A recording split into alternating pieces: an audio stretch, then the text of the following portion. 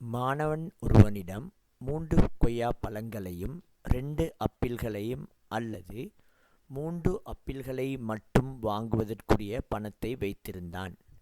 அவன் ஒரு ஆப்பிளை மட்டும் வாங்குவான் ஆயின், அப்பணத்திற்கு அவனால் எத்தனை கொய்யாப்பழங்களை வாங்கலாம்?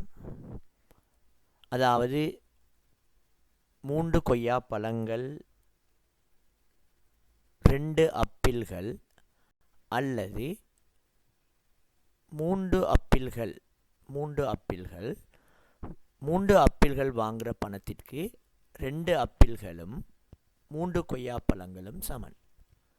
ஆகவே 2 ஆப்பிள்கள், இந்த பக்கம் இருக்கிற 2 ஆப்பிள்களை நீக்கிடுவோம். அதே மாதிரி மற்ற பக்கம் உள்ள அடுத்த பக்கம் உள்ள 2 ஆப்பிள்களை நீக்கிடுவோம்.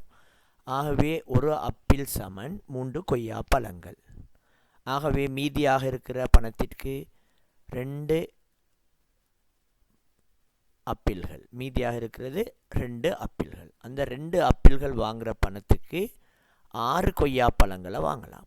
6 கொய்யாப்பழங்களை வாங்கலாம். ஆகவே முதலாவது விடை.